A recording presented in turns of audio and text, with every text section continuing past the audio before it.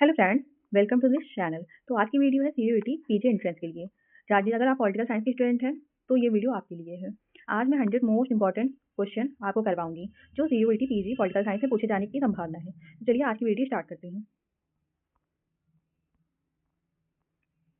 तो सबसे पहले पश्चिमी और भारतीय राजनीतिक विचारों से रिलेटेड क्वेश्चन करवाऊंगी, जैसे प्लेटो, अरस्तु, कौटिल्य और अम्बेडकर की मोस्ट इंपॉर्टेंट जो क्वेश्चन है वो करवाया जाएगा।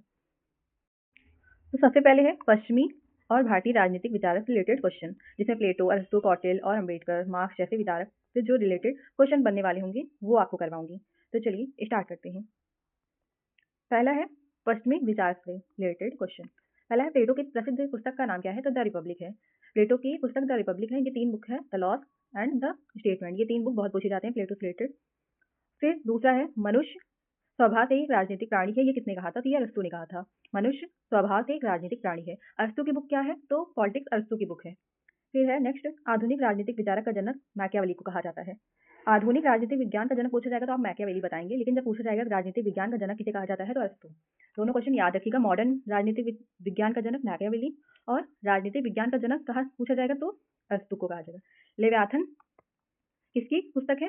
तो हॉब्स की है। और ये जो है 1651 में इन्होंने ये पुस्तक लिखी थी, लेवियाथन। लेवियाथन थॉमस हॉब्स की पुस्तक है। अगर आपको बुक्स वगैरह याद करनी होगी सारी यूनिट से, तो आप मेरे चैनल पर मैंने बुक्स की अलग से ही वीडियो बनाई है, तो वो आप देख सकते हैं। फिर नेक्स्ट है उदारवाद का पिता किसे कहा जाता है? तो जॉन लॉक को। जॉन लॉक को उदारवाद का पिता कहा जाता है। अगली है सामान्य इच्छा का सिद्धांत। सामान्य इच्छा का सिद्धांत किसने दिया था? तो रूसो ने दिया था। रूसो की एक बुक है द सोशल कॉन्ट्रैक्ट। इनकी बहुत सारी बुक्स हैं, बहुत इंपॉर्टेंट हैं। तो उसमें से सबसे ज्यादा द सोशल कॉन्ट्रैक्ट बुक बहुत इंपॉर्टेंट है, जो 1762 में लिखी गई थी। फिर है ऑन लिबर्टी। ऑन लिबर्टी पुस्तक के लेखक कौन है? जीएस मिल ने। जीएस मिल ने ऑन लिबर्टी बुक को लिखा था। फिर नेक्स्ट है दुनिया के मजदूरों एक हो जाओ। ये कार्ल मार्क्स की है। कार्ल मार्क्स ने ये स्टेटमेंट दिया था कि दुनिया के मजदूरों एक हो जाओ। ये पूछा जाता है। देखिए, मैंने जो मोस्ट इंपॉर्टेंट क्वेश्चन बनने के चांसेस होंगे वही करवा रही हूँ। फिर नेक्स्ट है थ्योरी ऑफ जस्टिस। ये किसकी? जॉन रॉल्स की है। ये कब लिखे थे? तो 1971 में इन्होंने ये बुक लिखी थी, थ्योरी ऑफ जस्टिस। इनका एक कॉन्सेप्ट है द वेल ऑफ इग्नोरेंस का, वो भी बहुत पूछा जाता है। फिर है द पावर नॉलेज की अवधारणा किसकी है? तो मिशेल फूको की है, पावर नॉलेज की अवधारणा। अगली हम देखते हैं। तो अगली है द एंड ऑफ हिस्ट्री का सिद्धांत किसका है? फ्रांसिस फुकुयामा की है, एंड ऑफ हिस्ट्री। नेक्स्ट है वैज्ञानिक समाजवाद का जनक किसे कहा जाता है? तो कार्ल मार्क्स को। कार्ल मार्क्स को वैज्ञानिक समाजवाद का जनक कहा जाता है। फिर है देखिए वेल ऑफ इग्नोरेंस, मैंने अभी बताया था, अज्ञानता का पर्दा। तो ये जॉन रॉस की है। जॉन रॉस ने ये थ्योरी दिया था। फिर है हेजमनी। हेजमनी की कॉन्सेप्ट किसका है? तो एंटोनियो ग्राम्सी का है। फिर नेक्स्ट है philosopher of king. Philosopher of king Plato ने ये कॉन्सेप्ट दिया था। देखिए, अगर आप प्लेटो को पढ़ना चाहते हैं तो मैंने इसको पढ़ाया है अपने चैनल पर, तो आपको देख सकते हैं, उनका हर कॉन्सेप्ट मैंने क्लियर किया है। अगली देखते हैं।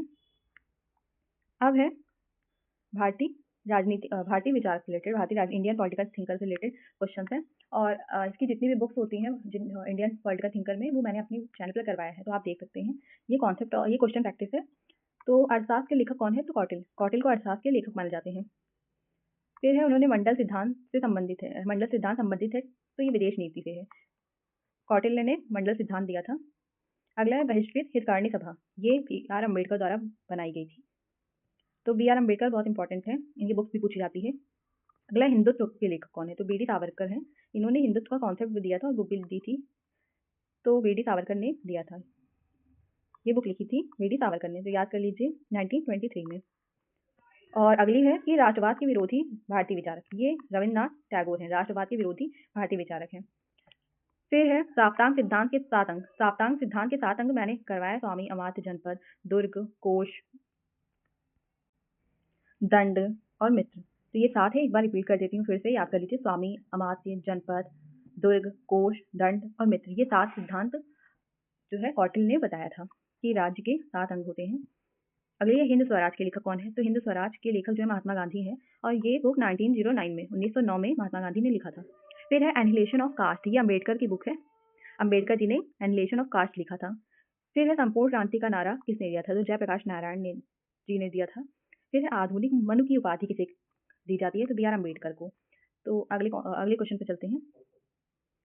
तो अगला क्वेश्चन है आर्य समाज के संस्थापक कौन है? तो दयानंद सरस्वती आर्य समाज के संस्थापक माने जाते हैं। फिर है गांधी जी की आत्मकथा। तो उनकी आत्मकथा है सत्य के साथ मेरे प्रयोग। गांधी जी ने ये लिखी थी। फिर है the discovery of India, the discovery of India Jawaharlal Nehru ji की बुक है। फिर है लाइफ डिवाइन के लेखक कौन है, तो अरविंदो घोष, ये इन्होंने बुक लिखी थी। फिर है भारत सेवक समाज के संस्थापक कौन थे, तो गोपाल कृष्ण गोखले जी हैं। गोपाल कृष्ण गोखले को महात्मा गांधी जी के राजनीतिक गुरु भी माने जाते हैं। फिर है मूक न्याय के संपादक कौन है, तो अम्बेडकर जी मूक न्याय के संपादक हैं।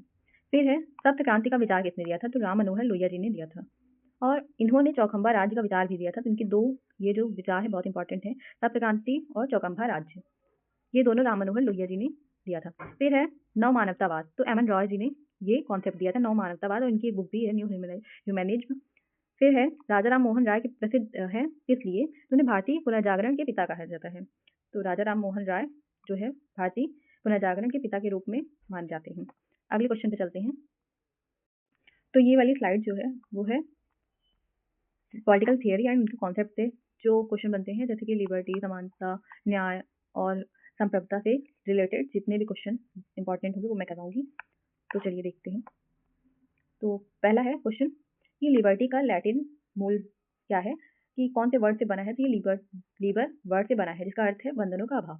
लीबर शब्द से लिबर्टी बना है। तो अगली है नकारात्मक स्वतंत्रता क्या है, तो नकारात्मक स्वतंत्रता जो है बंधनों का अभाव है, कि लोगों पर कोई प्रतिबंध ना रहे, इसे नकारात्मक स्वतंत्रता कहा जाता है। तो दो प्रकार की स्वतंत्रता होती है, सकारात्मक और नकारात्मक।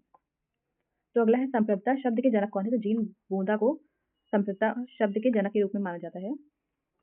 फिर है न्याय का आधिकारिकता सिद्धांत किसने दिया था, तो न्याय का जो आधिकारिकता सिद्धांत जो है रॉबर्ट नॉजिक ने दिया था। फिर है कि नारीवाद की दी लहर जो है कब स्टार्ट हुई थी, तो 1960 के दशक में नारीवाद की 3 लहर मानी जाती है, मोस्ट इंपॉर्टेंट जो है तीनों लहर आप याद कर लीजिए। फिर 90 ये वाली जो सेकंड लहर है वो 1960 के दशक में स्टार्ट हुई थी।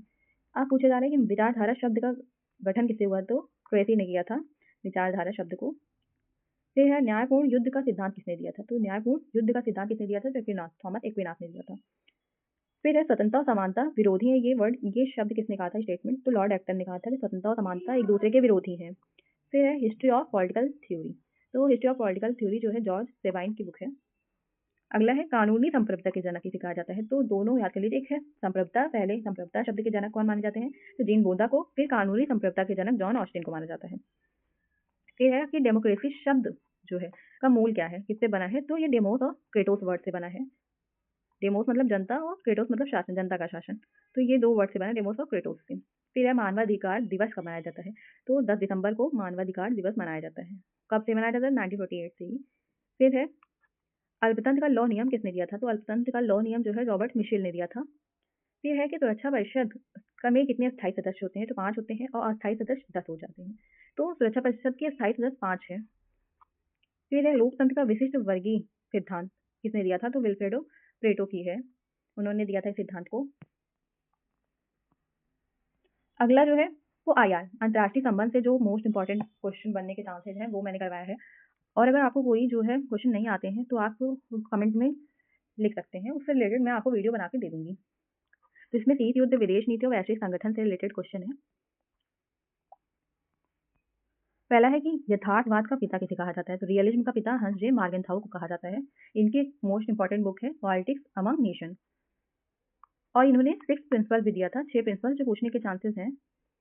फिर है शीत युद्ध शब्द किसने गढ़ा था, तो बर्नार्ड बरूच ने ये वर्ड जो है गढ़ा था। शीत युद्ध के टाइम पीरियड में एक बहुत कह सकते हैं कि इंपॉर्टेंट संकट आया था, क्यूबा संकट, जो 1962 में था, बहुत बार पूछी जाती है इसकी डेट। फिर है यूनाइटेड नेशन की स्थापना कब हुई थी, तो 24 अक्टूबर 1945 को हुई थी। यूएन की स्थापना 24 अक्टूबर 1945 को हुई थी और लीग ऑफ नेशन की 1920 में। फिर है नैम गुटनिरपेक्षता का प्रथम शिखर सम्मेलन कब हुआ था, तो नैम को ही गुटनिरपेक्षता का ये शॉर्टकट है, नॉन अलाइनमेंट मूवमेंट। फिर है ये इसका मतलब पूछा गया है कि प्रथम शिखर सम्मेलन कब हुआ था, तो 1961 में हुआ था और बेलग्रेड में हुआ था पहली बार। फिर है सार्क का मुख्यालय, सार्क की स्थापना 1985 में हुई थी और इसका मुख्यालय जो है काठमांडू में माना जाता है, काठमांडू है। तो अगला क्वेश्चन है आसियान की स्थापना, आसियान का फुल फॉर्म बताइए अगर आपको आता है, नहीं तो मैं बता ही दे रही हूँ। Association of south east Asian nation, ये साउथ ईस्ट का एक संगठन है। 1967 में ये बना था और बैंकॉक घोषणा द्वारा, लेकिन इसका हेडक्वार्टर जो है इंडोनेशिया जकार्ता में है। और आसियान में अभी पहले तो 10 देश थे लेकिन अभी 11वां जुड़ा है जो तिमोर लेस्टे करके है, तो वो नया मेंबर बना है। फिर है कि लुक ईस्ट पॉलिसी किसने दी थी, तो पीवी नरसिम्हा राव जी ने दी थी 1991 में, और यही जगह अब जो है 2014 में एक्ट ईस्ट पॉलिसी इसका नाम हो गया है और वो नरेंद्र मोदी जी ने दिया था। तो याद रखिएगा, लोक ईस्ट पूछेंगे तो नरसिम्हा राव 1991 लगाएंगे। लेकिन अगर पूछा गया कि एक्ट ईस्ट पॉलिसी किसने दी थी, तो वो 2014 में आई थी और नरेंद्र मोदी जी ने दिया था। फिर है शिमला समझौता कब हुआ था, तो शिमला समझौता 1972 में हुआ था। ये इंदिरा गांधी जी और बेनजीर भुट्टो जी द्वारा दोनों के मध्य हुआ था ये शिमला समझौता। फिर है clash of civilisation. Clash of civilisation ये बुक मैंने अपने पॉलिटिकल थियरी वाले वीडियो में करवाई है। हंटिगटन की जितनी बुक होती हैं, तो ये हंटिगटन ने दिया था क्लास ऑफ सिविलाइजेशन। फिर वीटो पावर किसके पास है, तो वीटो पावर जो यूएन यूनाइटेड नेशन में है, तो 5 देशों के को मिली है जिनके पास परमाणु पावर है। तो 5 देश कौन कौन से हैं, यूएसए, यूके, चाइना और यूएसएसआर, फ्रांस। ये 5 देश हैं। ये पंचशील समझौता बहुत इंपॉर्टेंट, मोस्ट इंपॉर्टेंट है। बहुत बार इंडियन फॉरेन पॉलिसी में पूछा ही जाता है। और भारत और चीन के मध्य हुआ था 1954 में। प्रधानमंत्री जवाहरलाल नेहरू जी ने ये समझौता किया था, 1954 में हुआ था। फिर है सॉफ्ट पावर शब्द किसने दिया था, तो जोसेफ नाई ने दिया था सॉफ्ट पावर शब्द। लेकिन 2 पावर होती है, हार्ड पावर है, सॉफ्ट पावर। तो सॉफ्ट पावर जो है जोसेफ नाई ने दिया था। फिर अगला क्वेश्चन है यूरोपीय संघ की मुद्रा क्या है, यूरोपीय संघ की मुद्रा जो है यूरो है। और यूरोपीय संघ कब बना था, तो 1993 में बना था। फिर है क्योटो प्रोटोकॉल किससे संबंधित है, जलवायु परिवर्तन से रिलेटेड है। तो अगला है कि हार्ड पावर का अर्थ क्या है, तो हार्ड पावर का अर्थ है सैन्य व आर्थिक दबाव। मतलब आप किसी देश के साथ कठोर शक्ति का प्रयोग करते हैं, बल का प्रयोग करते हैं और सैनिक शासन का प्रयोग करते हैं, उससे आर्थिक दबाव डालते हैं। तो मतलब आप अपनी कूटनीति में सैनिक और आर्थिक दबाव, बल प्रयोग को ज़्यादा महत्व देते हैं, तो वो हार्ड पावर होता है। फिर अगला है तो संविधान से रिलेटेड है कि भारतीय संविधान और राजनीति से रिलेटेड, मतलब अनुच्छेद, संशोधन और लोकतांत्रिक संस्थाओं से रिलेटेड जो मोस्ट इंपॉर्टेंट क्वेश्चन है उसको मैं आपको बताऊंगी। पहला है भारतीय संविधान की प्रथम बैठक कब हुई थी, 9 दिसंबर 1946 को हुई थी संविधान सभा की प्रथम बैठक। ठीक है, संविधान की आत्मा किसे कहा जाता है, तो संविधान की आत्मा जो है प्रस्तावना को कहा जाता है। प्रियम्बल और याद करके रहेगा, कोई इससे क्वेश्चन बनता है। ये कितने प्रकार के न्याय की बात करती है, कितने प्रकार की स्वतंत्रता की बात करती है, मतलब आपको पूरा याद रहेगा तो आप कर लेंगे आसानी से। फिर है मूल अधिकार हमने किस देश से लिया है, तो यूएसए से लिया है। और कितने मूल अधिकार हैं, हमें 6 मूल अधिकार दिए गए हैं। फिर अनुच्छेद 17, अनुच्छेद 17। तो अगला है अनुच्छेद 17 संबंधित है तो अस्पृश्यता का अंत या छुआछूत के अंत का अधिकार देता है। फिर है अनुच्छेद 32, मतलब अनुच्छेद 32 को हृदय कहा जाता है, किसने कहा था, तो ये अम्बेडकर जी ने कहा था। अनुच्छेद 32 को ही अम्बेडकर जी ने कहा था कि ये संविधान के हृदय और आत्मा है। किस अनुच्छेद को कहा गया है, अगर पूछा गया तो आप बता दीजिएगा अनुच्छेद 32 को क्या है, तो संवैधानिक उपचारों का अधिकार है। फिर अगला क्वेश्चन है, तो अगला क्वेश्चन है कि नीति निर्देशक तत्व। नीति निर्देशक तत्व जो है आयरलैंड से लिया गया था, आर्टिकल 36 से 51 तक डीपीएसपी दिया गया है। फिर है संसद के 2 सत्रों के बीच कितना अंतर होना चाहिए, तो अधिकतम 6 माह का अंतर होना चाहिए। फिर अगला क्वेश्चन है कि राज्यसभा का प्रदेश सभापति कौन है, तो उपराष्ट्रपति जी राज्यसभा के प्रदेश सभापति होते हैं। फिर है निर्वाचन आयोग का अनुच्छेद, तो आर्टिकल 324 में निर्वाचन आयोग के बारे में बताया गया है। अगला है नीति आयोग का अध्यक्ष। नीति आयोग का अध्यक्ष होता है प्रधानमंत्री जी। फिर अगला क्वेश्चन है कि मूल कर्तव्य किस अनुच्छेद में है, तो ये 51 है। तो अगला क्वेश्चन है कि मूल कर्तव्य किस अनुच्छेद में है, तो ये आर्टिकल 51 ए में फंडामेंटल ड्यूटीज दी गई है, 11 फंडामेंटल ड्यूटीज हैं। फिर है मनी बिल। मनी बिल केवल कहाँ पेश होता है, तो ये लोकसभा में होता है। फिर है आर्टिकल अनुच्छेद 352 संबंधित है, तो ये राष्ट्रीय आपातकाल से रिलेटेड। फिर अगला है पंचायती राज दर्जा, तो 73वां संशोधन 1992 द्वारा ये लाया गया था। फिर है दल बदल विरोधी कानून, ये 10वीं अनुसूची में दिया गया है। अगर आपको 12 अनुसूची नहीं पता है तो प्लीज याद कर लीजिए क्वेश्चन। अगला है तुलनात्मक राजनीति। तुलनात्मक राजनीति मतलब कंपैरेटिव पॉलिटिक्स का क्वेश्चन है कि पॉलिटिकल कल्चर शब्द दिया था, तो गैब्रियल आमंड ने दिया था ये शब्द सबसे पहले। फिर है भारत में दलीय व्यवस्था। भारत में जो है मल्टी पार्टी सिस्टम है, बहुदलीय पार्टी सिस्टम है। फिर है यूसीसी, ये अनुच्छेद 44 में है, समान नागरिक संहिता, तो ये अनुच्छेद 44 में है। फिर है इनपुट आउटपुट मॉडल किसका है, तो ये जो है डेविड ईस्टन की है, ये मैंने करवाया है अपनी वीडियो में। अगर आप कंपैरेटिव पॉलिटिक्स के मोस्ट इंपॉर्टेंट जो है बुक्स की वीडियो देखते हैं तो उसमें मैंने करवाया है। फिर है प्रेशर ग्रुप। प्रेशर ग्रुप का कार्य होता है हितों की अभिव्यक्ति।